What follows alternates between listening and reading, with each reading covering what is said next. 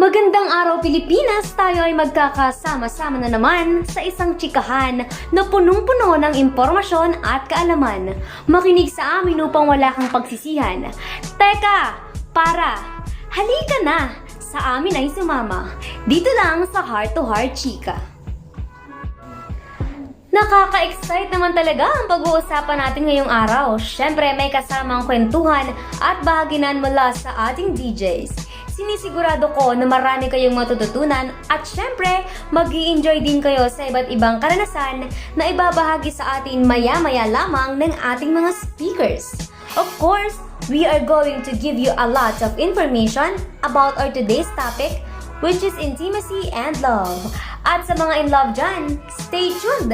Baka ito na ang sign para malinawan at mas maging wise tayo pagdating sa pag-ibig. Napaka-special naman talaga ng ating programa today. And I can't wait to hear different experiences na magmumula sa ating mga speakers. And to make this moment more special, hindi ko napapatagalin pa. I am honored to welcome our guest speaker. She serves with the necessary tools for efficient communication, interaction, and living a full life. She has a practical approach to assisting individuals. She serves in transforming negative thoughts into good ones. Her beliefs are founded on years of good academic instruction and professional experience. So again, I am very honored to welcome Dr. Ellie Woodrow. I would like also to thank Dr. Ellie for lending us your time to be with us for today's episode.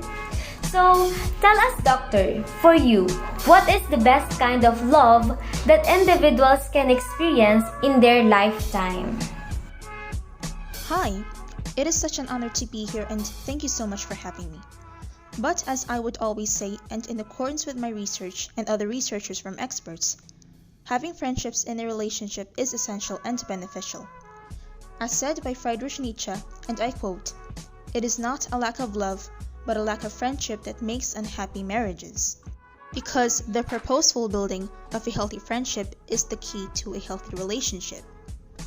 And couples who have reached friendship's merits have worked hard to expand their connection beyond the constraints of marriage. And other than marriage, the only other close adult relationships we have are with our long-term friends.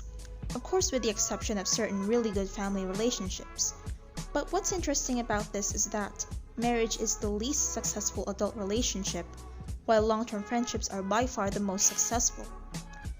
And let's also consider the definition of friendship, which is defined by Glasser and Glasser in 2000, as the purposeful act that occurs through an emotional and psychological connection linking two persons together.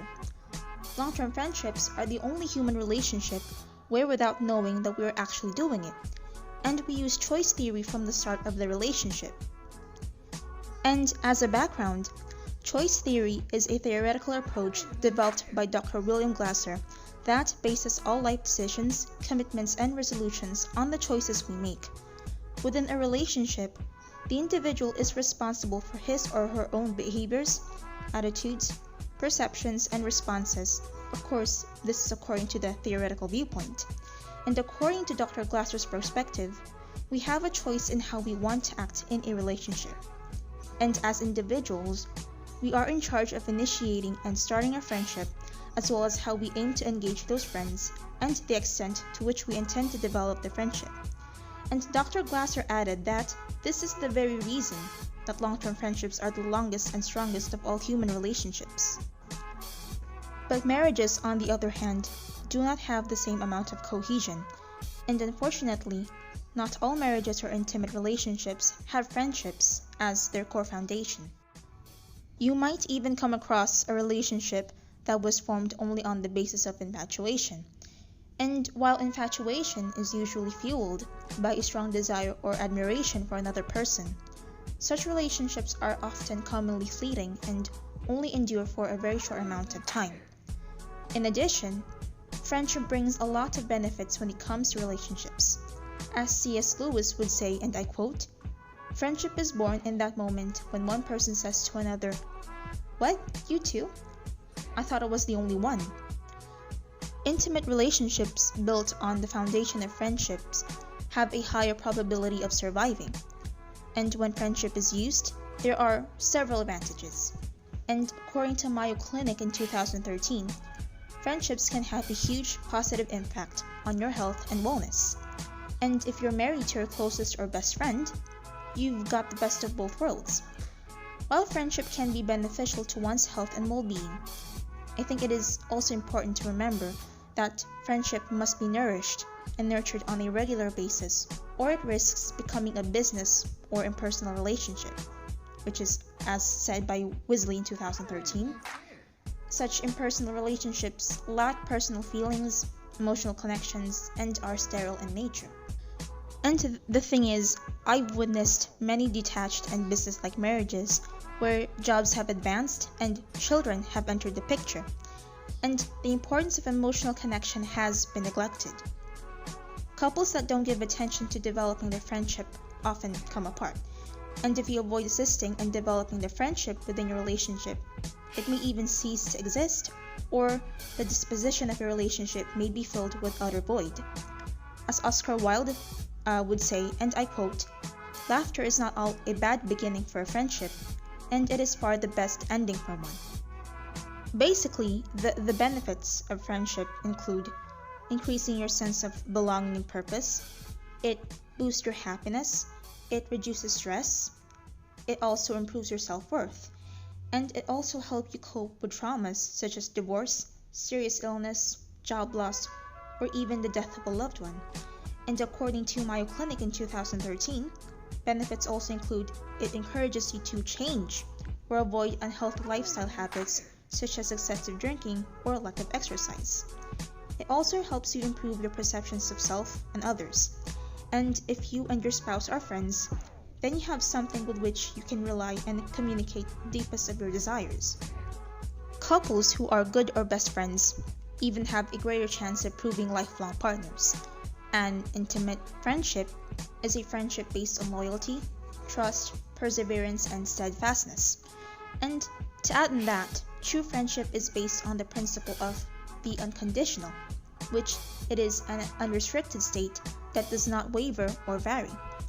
It is the sort of state that offers unconditional love, unconditional acceptance, unconditional approval, unconditional forgiveness, and unconditional trust. And speaking of unconditional, let's also talk about unconditional and conditional states.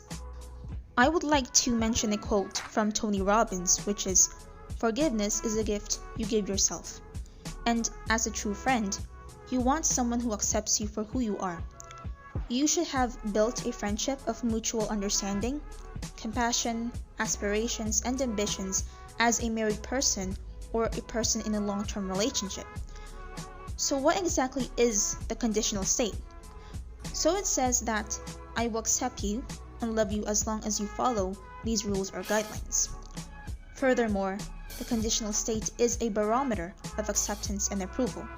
And based on this principle, you will receive my approval and acceptance as long as you do not waver from our prearranged agreement. The agreement may be communicated through verbal or nonverbal understandings, but the agreement is an expected decree. Placing conditions on yourself is not limited onto you alone, for if you place conditions on yourself, then you place conditions on all others. Conditions are a vice to limit, or it restricts others from going beyond an established boundary. The quality and quantity of trust are both limited by the conditional state, and the negative side of a conditional state in a relationship asks the individual to breach the boundary or an established perimeter. On the other hand, the unconditional state is the polar opposite of the conditional state. The unconditional state accepts an individual whether or not they meet my expectations, and it inspires me to embrace and love them regardless of their behaviors, accomplishments, or failings. And as a parent, no matter what boundary or expectation is breached, I will always love and accept my children. Love or true love does not surrender to broken dreams or promises, in my opinion. True love has no boundaries, it has no rules or even restrictions. According to Dr. Asa Brown in 2010, the unconditional state's intentions does not change or waver. It is the unconditional state that provides a safe haven from the storm, a shoulder to cry on, and a hand to help them navigate life's paths. The thing is, there are no limits to true love, or unconditional love. Growth, maturity, and proliferation are all aided by the unconditional state. Couples can bloom and develop into more full beings when they are in an unconditional state. And even if bad things have occurred in the past, you are not obligated to live in the past, but rather, you are urged to move forward and leave the past behind. So, how are we going to develop a healthy relationship? According to Albert Hubbard, a friend is someone who knows all about you and still loves you. And if you want to succeed as a couple, you must develop a friendship. And when we attain a healthy friendship, we begin to develop a healthy relationship. If you're friends, you're also partners. And if you're partners, then you're like two people dancing together on a dance floor. You get to know your partner while dancing with them. Developing a healthy relationship occurs when we show interest in our partner. Developing and maintaining healthy friendships involves give and take. And sometimes you're the one giving support, and other times you're on the receiving end. And the building of a healthy relationship takes time, as does the development of a healthy balance of perseverance, patience, and persistence. You move forward despite life's problems, hardships, and tribulations. And as a couple, your interest in one another's lives should be heartfelt, communicated frequently, and ultimately through reciprocal action. Ayan! Thank you so much, Dr. Woodrow, for sharing your meaningful insight with us. At ngayon naman ay ating pakinggan ang mga karanasan ng ating mga speakers pagdating sa pag-ibig. Starting with DJ Dairheen. Magandang buhay sa ating mga tagapakinig at kachikahan ngayong araw. Ako si DJ Dai na naniniwalang the greatest thing you'll ever learn is just to love and be loved in return. It is by Nat King Cole by Nature Boy Lyric. Ayun, talaga namang masasabi kong napaka-powerful ng love, ng pagmamahal. And it's true that we all deserve na mahalin at mahalin din pabalik.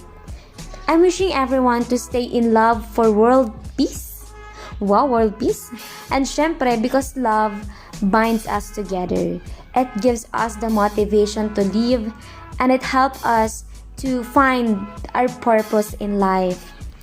Nandito rin yung masusubo kung hanggang saan ang kaya mong isakripisyo at ibigay para sa pagmamahal. Kaakibat nito ng pagmamahal ang pagpapatawad at pagrespeto. Ngayon ay nais kong magbahagi ng kaalaman at karanasan pagdating sa pagmamahal. Let me as your DJ for today. And also, I discover na ang attitude ko pala sa pagmamahal ay storge. Meaning it is friendship love. Para sa akin, this kind of love is the best. Kasi this kind of love can be in your family or to that someone that you value.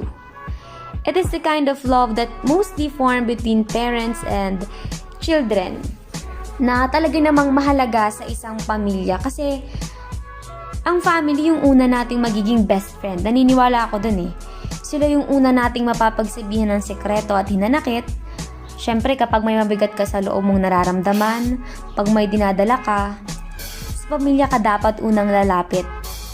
Kasi everyone, sa lahat, sila ang dapat na mas nakakakilala sa'yo.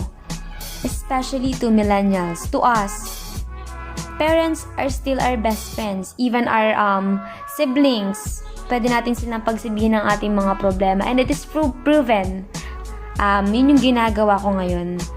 At naalala ko talaga yung nag-uusap kami ng family ko. I am really confident na we have this friendship love. Because of all people, sila yung gusto kong makaalam. Sila yung gusto kong unang makaalam ng nararamdaman ko. Dahil alam ko na sa lahat, sila ang unang makakaintindi sa akin. Yeah, it's proven. Inside our family, I never na-invalidate ang nararamdaman ng bawat isa. everyone is sensitive and very supportive kapag nagkakaroon ng problema ang isa't isa. Syempre, as a family, dapat walang iwanan eh. Walang maiiwan sa likod. Kung may nararamdaman ka, speak it out and we will aayusin natin kung ano man ang iyong problema. Because ayaw naming maramdaman na mag-isa lang ang kahit sinong member ng pamilya. And it's really gold. Sobrang treasure ng family ko para sa akin. Lagi na nga akong napapaisip and at the same time, super thankful ako kay God for giving me the almost perfect family. May mga bagay na hindi pinagkakasunduan, may pinag-aawayan, may pinagsusumbatan. Pero para sa akin, sobrang dali niyang ayusin. Because nandun yung love, nandun yung closeness namin, madali kami nakakapag-usap, madali kami nakakapagbigay ng kuro-kuro sa bawat isa ng opinion. At kapag may mali ang bawat isa ay sinasabi namin at hindi namin to kinikimkim. Dahil naniniwala kami na kapag kinimkim mo ang isang galit or ang nararamdaman mong mabigat sa puso mo, pag lumabas ito parang sasabog ka eh. Parang gusto mo na lang umiyak and we never want it to happen to our family. And of course, naalala ko yung everything kasi sinasabi ko sa mga magulang ko or sa ate ko or sa buong family ko. Everything, just like my first love. It was, I was 16 years old then nung syempre bata pa, but they're letting me experience and explore things. Pero while I'm exploring, alam ko pa rin yung responsibility ko, ang priority ko. Hindi ko sinisira ang tiwala ng family ko because I don't know, pero dahil sa closeness namin, dahil sa feeling ko na sobrang swerte ko sa family ko, wala na akong mahihiling pa. Bakit ko sisirain yung tiwala nila? Bakit ako gagawa ng mga bagay na ikakasira ko at ikakasira ng pamilya ko? And masaya ako that they know everything about me. Kasi alam ko na lahat kaya kang iwan. Lalo na kapag nakita nila yung mga bagay na may mali sa'yo, like bad sides and everything, maaari ka nilang husgahan, maaari ka nilang iwanan sa likod.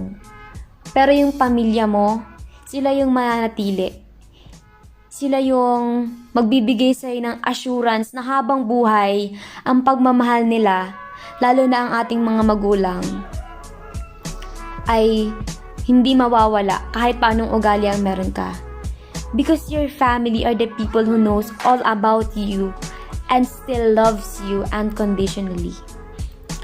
And for me, in the near future, Story also talks about the friendship love between that special someone and for me, I want someone who I can be friends with first. Diba mahalaga yun na makilala mo muna ang isang tao, maging magkaibigan mo muna kayo at marami muna kayong ma-explore sa isa't isa bago niyo pa matutunang mahalin ang isa't isa. Because to fall in love with someone's thoughts is the most intimate, splendid romance, diba? Kung connected na ang isip nyo, pareho na, nagkakaintindihan na kayo kung ano mang ikinagalaw ng isa't isa, that is very romantic. That comfort na mararamdaman mo sa isang tao na yon is very unique. May minamahal ka na, syempre, may best friend ka pa. And it is the best feeling na makahanap ng someone na malapit sa puso ng pamilya mo. Syempre, I'll be more comfortable, no? And we will also be able to form a bond that I have with my family right now. My greatest treasure kasi para sa akin is my family. My happiness depends on them. And in my life, I have nothing to wish for. It's my family that completes me and they will always be sa puso ko. Sa ating mga kabataan, sa ating lahat, gusto kong sabihin na marami tayong priority at responsibility habang tumatanda tayo. But make time for your family. Kung may oras ka para mag-Facebook buong araw, mag-Instagram, mag-social media, dapat may oras ka din para kamustahin at makipag-usap sa pamilya mo. Matuto kang kamustahin sila, lalo na ang mga magulang mo, sa pagod nila, sa sakripisyo, sa ginagawa nila maghapon. Kung kaya mong kamustahin ang FB friends mo, kamustahin mo din yung pamilya mo. Kasi sa lahat, sila yung nagbibigay ng effort sa'yo, sila yung nagbibigay sa'yo ng pagmamahal na walang kahit sino na pwedeng makapagbigay sa'yo. Para sa akin, dapat maging aware at sensitive tayo sa mga sinasabi at ginagawa natin inside the family. Dahil wala sa perang kasiyahan at pagkakaisa ng pamilya. It's proven again. For the second time, it is proven na wala sa pera yun. Kasi kung hindi man kayo ganun karangya ang buhay ninyo, hindi man kayo, hindi nyo mabili lahat ng gusto nyo, kapag nararamdaman mo yung comfort at pagmamahal, parang wala ka nang hihilinging iba pa. Although may mga wants tayo, pero kahit na hindi siya masunod, okay lang din. Because I have my family naman. At alam namin na in the near future, matutupad namin yun ng sama-sama. And yes, naniniwala nga ako na nasa pagmamahalan at pag-uunawaan. Ganun din kung paano nyo ituring at isa't isa. Hi everyone! I am Jezhel Magatigbac and I am 20 years old. Naranasan mo na bang magmahal? We all know naman na kapag sinabi nating love, ay hindi lamang para sa isang romantic love, kundi ito ay maaaring sa iyong sarili, sa pamilya, at maging sa kaibigan man. It goes without saying that the love you feel for a friend, family member, or romantic partner are all distinctly different things. In fact, there are so many variants that make love what it is. The word itself almost doesn't cut it. Ikaw, anong klaseng pag-ibig mayroon ka? Passionate love ka ba? Game-playing love? Friendship love? Practical love? O possessive love? O di kaya na may altruistic love? What kinds of love do you have? Kasi ako, mayroon akong friendship love. I have many friends, a different kind of friends. But I only have a circle of friends that is really mean to me. We love each other, we bully each other, but the most important thing is we respect each other. We didn't realize we were making memories. We just knew we were having fun. They are true friends. They aren't the ones who make my problems disappear, but they are the one who won't disappear when I am facing my problems. Nothing compares to the stomach ache I get from laughing with my friends. Our paths may change as life goes along, but the bond between friends remain ever strong. Laughing with my friend is the best kind of laughing there is. We all know naman na a friend is someone who brings us a smile even in our tears, whose memories make us smile across the miles and throughout the year.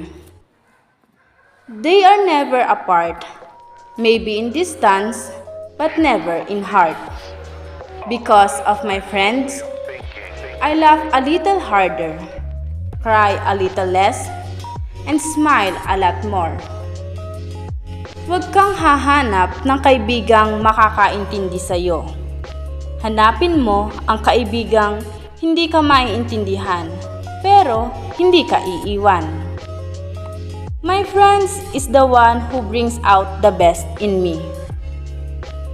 True bonding is not measured by time spent together or the favors done for each other, but by the comfort you find when you realize you have each other. Ikaw, kaibigan, ganoon din ba kayo ng mga kaibigan mo? Tandaan mo, a true friend never gets in your way unless you happen to be going down. O All you need is someone who joins in on your weirdness. Friends are forever. Friends are for life. Friends are simply great. In my friend, I found a second life. Another thing, bukod sa friendship love, mayroon din akong game-playing love. Playful love. It's very childlike in that way, though it can certainly evolve. Remember that all our crushes don't need to get serious or pan out into full-blown relationships. Sometimes, there's great joy and pleasure in just enjoying the flirtation and the will we or won't we game. I remember when I was on grade 7, I have a crush, but I didn't know that he is my cousin. Yes, to be honest, it's nice to have a crush on someone. It feels like you are alive, you know? Dati kasi, there are many things that I would like to say about him, but I don't know how. I think I'm just shy. Game-playing love can be seen in the very early stages of relationships. When two people are flirting, courting each other, and crushing on each other. It often involves laughing, teasing, and feeling giddy around a person. What's that thing called when your crush likes you back? Oh yeah, your imagination. As I said a while ago, all your crushes don't need to get serious or pan out into full-blown relationships. You don't meet people by accident. There's always a reason, a lesson, or a blessing. Lastly, there's no shortage of definitions and versions of love, with everyone experiencing their own combination of types with all their loved ones. There are many versions of attraction that draw people together, especially intimate relationship. But for a long-lasting relationship, it is important to have both passion and friendship. In the end, no matter who or how you're loving, giving and receiving love is one of life's greatest joys. And understanding what we're feeling for the people in our lives can help us nurture our relationships to be the most fulfilling they can be.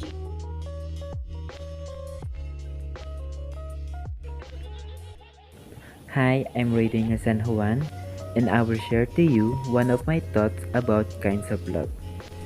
Have you ever realized your feeling toward other person na gusto mo lagi makasama? Makabanding sa kwentuhan, sa galaan, in all aspect of fun.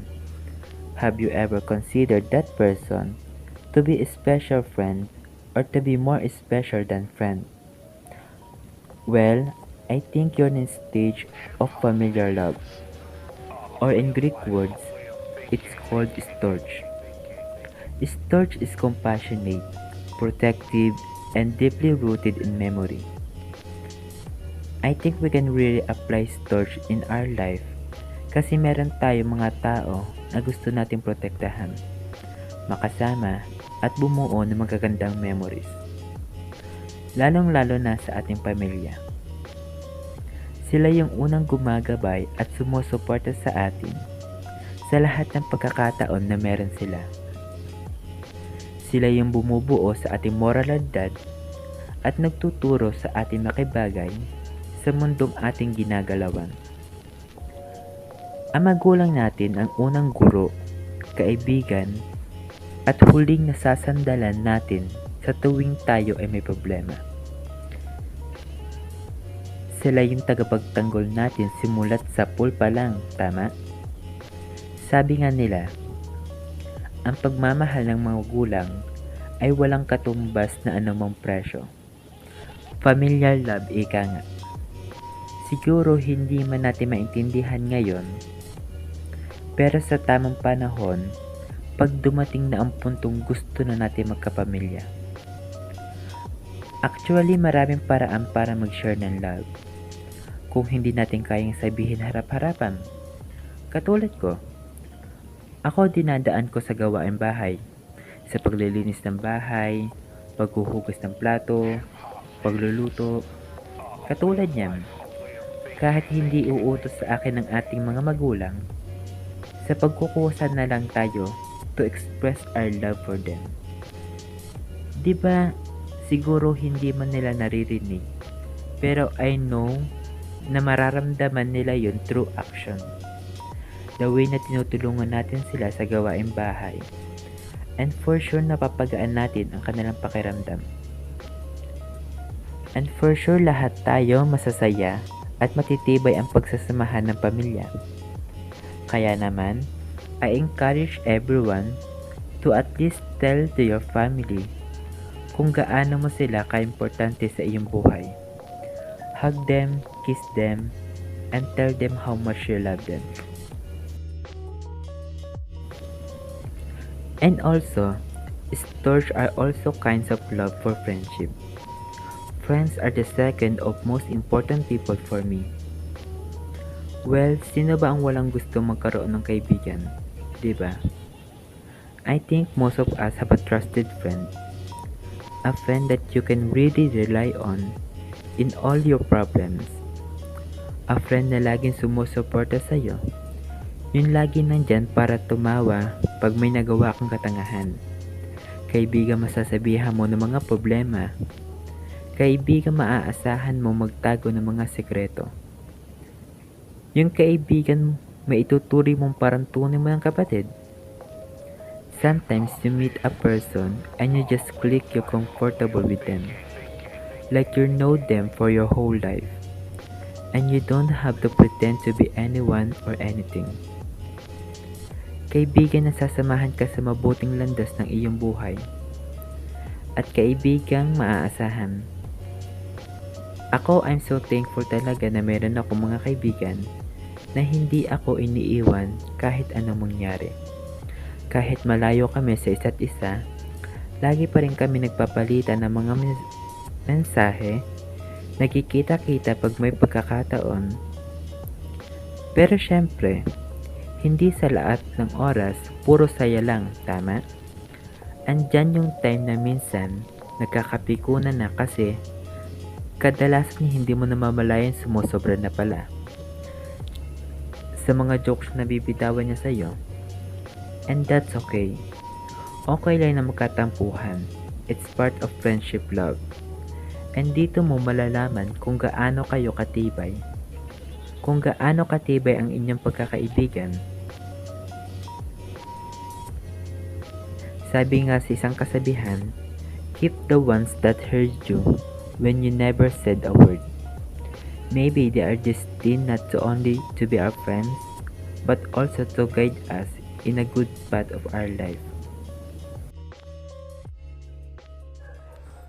Hi, this is Lloyd Enriquez. I will be sharing storage love or friendship love. So here it is.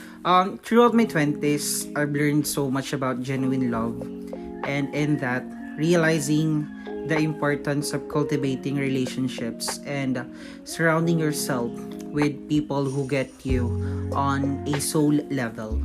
As I'm rounding out my 20s, I've not only learned a lot, but I've been continually reminded that this is the age or this is the stage of life where a lot of those lifelong friendships are cultivated. On that note, I asked two of my closest friends to write a short blurb about what friendship means to them at this stage of life. One of my friends said, "Friendship to me is someone believing the best in you at all times. Someone defending you when you can't defend yourself. Someone standing in your corner, ready to sacrifice on your behalf at any given time. It's someone who pushes you to be the best version of yourself and is the first to stand and clap for you when you succeed. True friendship is God's way of reaching down and hugging you at your best, and more importantly, at your worst. And one of my friends said, friendship to me has a whole new meaning in this season of life. It's your gift to pick and choose. Build your team member by member, knowing the value of the power and bond you share. A true friend loves the imperfect you, the confuse you, the wrong you, because that is the real you. All at the same time, they celebrate you, cheer for you, and show up for you for no question asked. This may not be a big group, but a solid and genuine group that expects nothing more than your company in return. They are pretty amazing, right? No wonder I love them so much. And lastly, as I thought about what I've learned about friendship over the last few years, I wanted to share a few of those things with you. First is to make time. We live in a world where information, life updates are at our fingertips, but don't let the facade of social media be an excuse to not reach out. Second is, love who they love. When it comes to having a genuine relationship, it is so important to love who your person loves. With each of my best friends, I love their spouse just as much as I love them. And if they have a kids, I love those little ones like they are on my own. Third is, never let insecurity get in the way of friendship. While we are being completely transparent, let's call it for what it is. Women can be difficult at times, and even that is understatement. I've been never one that deals with making things more complicated than they need to be. But I have learned that judgment, competition, jealousy, and little mistruths have no place in friendship or any relationship for that matter. The fourth is, don't force it. Be present for the in-between. I read a quote a while ago that said, I no longer force things. What flows, flows. And what crashes, crashes. I only have the energy for things that were meant for me. I love that for so many reasons. But when it comes up to your friends and who you choose to spend your life with, you know without a doubt who your soul connects with. That type of connection creates a bond that is not easily broken. Always remember, no harm can ever come from loving people well. Hello, my name is Erwin De Villa. Let's talk about Lotus love. It means playful or uncommitted love. It can involve activities such as teasing and dancing, or more over flirting, seducing, and conjugating. The focus is on fun and sometimes also on conquest with no string attached.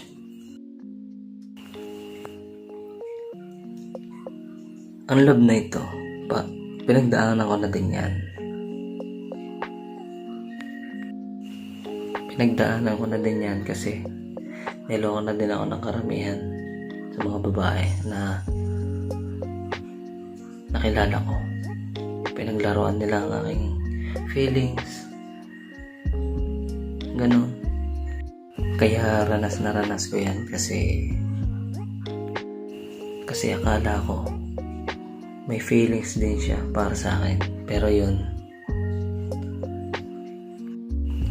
pala ay pinaglaruan niya pala ako.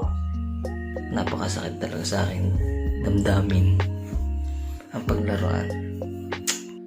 Na minsan katawan lang ang habol nila sa akin, tas ayun, iiwan na lang nila ako bigla, tas hindi na mapaparamdam. Napakasakit talaga. Pero sana wag nang maulit-uli yun Kasi masyado nang masakit eh. Ayoko nang maranasan pa ulit yun. Kaya minsan, at payo ko lang sa mga katulad kong lalaki, di natin alam, niloloko na pala tayo at binibigyan tayo ng motibo pero wala pala. Pinapaasa lang pala tayo, pinaglalaroan. At sa mga babae naman, mga kababaihan, huwag naman sanang ganon gawing laro or paglaruan ng aming mga damdaming mga lalaki. At yun lang. Salamat po.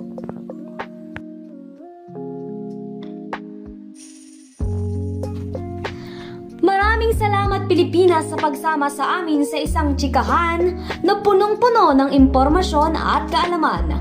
Kami ay patuloy na magbibigay ng serbisyong hindi matatawaran. Hanggang sa muli nating pagbabahaginan at pagkikita, dito lamang yan sa Heart to Heart Chika.